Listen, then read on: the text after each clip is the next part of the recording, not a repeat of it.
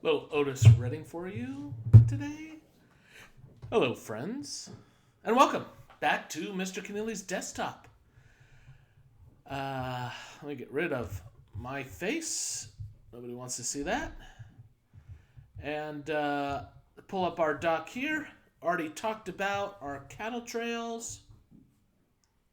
Get off that. Okay. So now we're going to look at it's Cowboy Way of Life, but really condensed it down. We're going to look at a guy named Nat Love and his life and branding. All right, so let's start with Nat Love. Bring up this doc. Nat Love had a really interesting life. He was actually the son of enslaved parents, so he was born a slave himself. Um, he was born in Tennessee.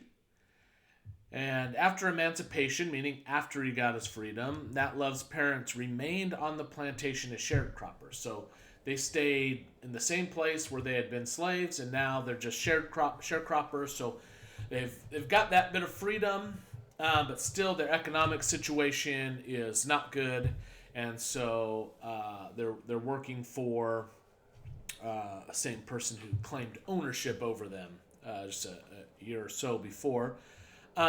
So we actually know quite a bit about Nat Love because he wrote an autobiography called The Life and Adventures of Nat Love.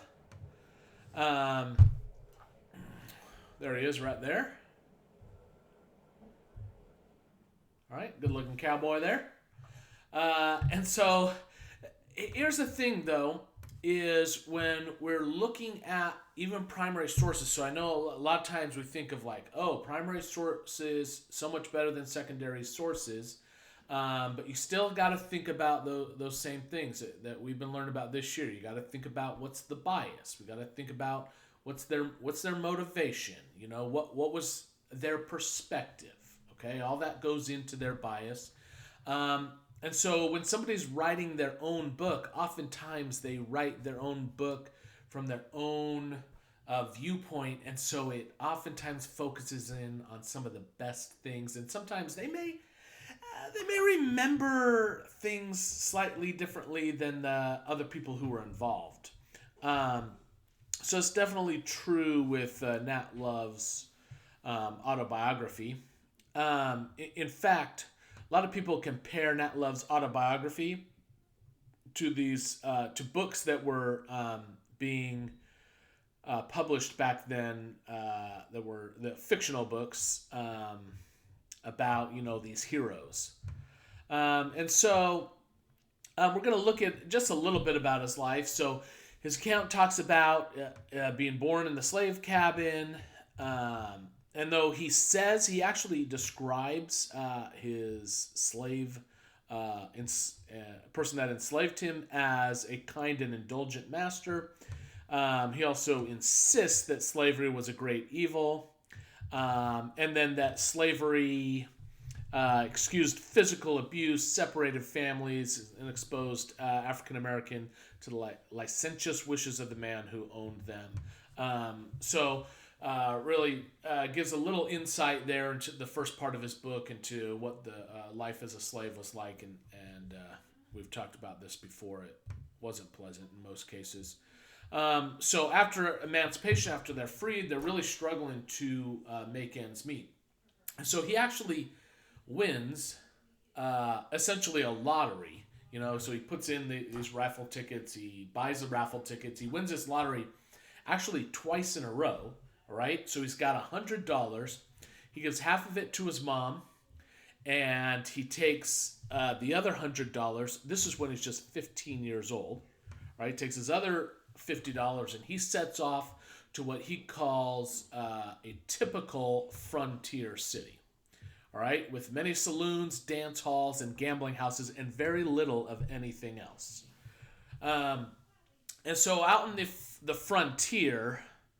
All right, so I thought let's look up frontier again, just as a reminder. Okay, so frontier is out on the outskirts, out on the border. All right, so there's not a lot of organization, especially the government is not organized there, and so he gets to work. He gets hired on this crew of cowboys that already includes several African Americans, and so this was one of the outlets for African Americans who wanted to flee the South. A lot of them actually fled out west and were able to work on ranches and as cowhands and even in some cases, start out their own farms and ranches out west. Um, so he actually gets his first nickname here, where he's nicknamed Red River Dick.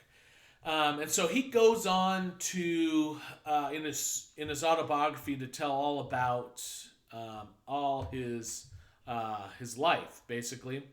So here's what he says he spent doing as a cowboy.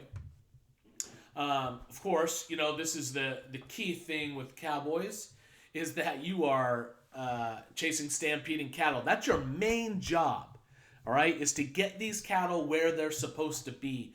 And if you've ever been around animals that, aren't really all that trained, this is a difficult task. This is a grueling task, and in this case, if you're dealing with cattle that weigh hundreds of pounds, who have horns that are measured in feet, this is a dangerous job.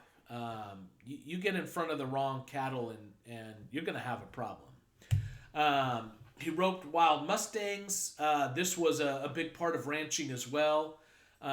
So it's a big part still of ranching today. We'll talk about tomorrow a couple of ranches XIT included in there, and they still raise mustangs. Talked about sharing drinks with Billy the Kid. I thought some of you might be familiar with him. This is that same time period of these gunslingers of a lot of times in the movies, you'll see these guys robbing banks out in the frontier. And then he says the rest of his time he spent riding, roping, and shooting. And in his book, he describes himself as being better than anyone else at these things, which was not really an unusual attitude from a cowboy during this time period.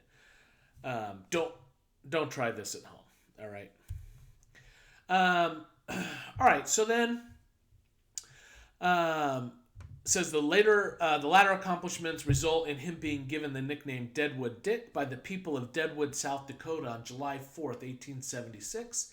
Perhaps the most sensational adventure Love describes involves his being wounded and captured by a band of American Indians led by a man named Yellow Dog, because the tribe is composed largely of half-breeds. So you can see, this sort of negative attitude towards the native people, the indigenous people, still exists in America at this time period. And it says, though, even though he describes them that way, it says they nurse Love back to health and ask him to join them. They promise him 100 ponies if he marries Yellow Dog's daughter, but after about a month in captivity, he steals a pony and makes his escape, riding 100 miles in 12 hours without a saddle to return home. So eventually, Love, just like all the other cowboys, they realize that this whole cowboy thing isn't going to last too long. All right? When we looked at Manifest Destiny before spring break, one of the things when we looked at that John Gass painting was that angel was bringing out the railroads. And sure enough, the railroads did come. They came to Texas.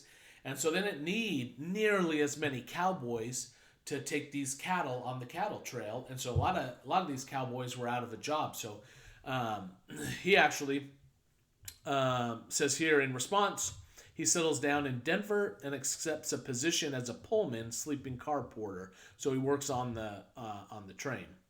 All right, so that's just a little bit about a cowboy, what the way of life was for them, and this, is kind of the way that you see cowboys depicted in a lot of media. From Nat Love's perspective, it was an adventure. It was out sort of in a lawless land. In a lot of cases, and you were looking out for yourself, and you had to have a lot of self-confidence, and Nat Love certainly had that. All right, so another part of the Cowboy Way of Life that I thought you'd be interested in is branding. So what ended up happening is a lot of times ranchers are letting their cattle just whoa, out roam, to graze, to eat. And so there became this problem of people either, you know, uh, getting their cattle mixed up and then having to figure out whose cattle is whose, or, more often, people stealing cattle. And so what they started to do was mark the cattle. And the way they did that is they heated up a hot piece of iron and they burned it on the cattle because that could not be taken off. All right. So a tag back then, or any other way that they were marking them, they could have, done it more humanely by, hanging something over the horn or whatever. But those things could be taken off, and the brand couldn't be taken off. The only way on the brand was to actually brand over it. And so that's what some thieves started to do. And so you had to have a brand that was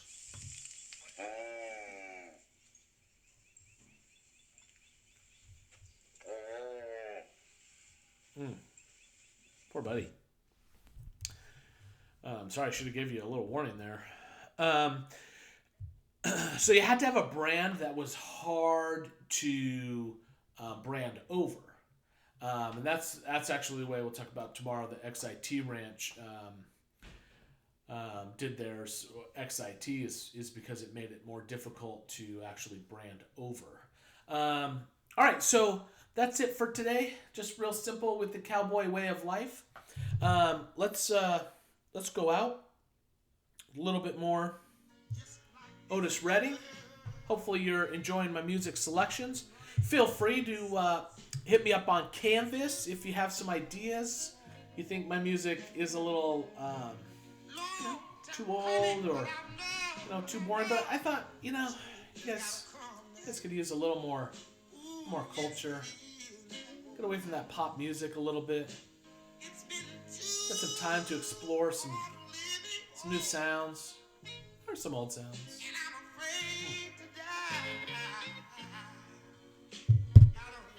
Let's enjoy it.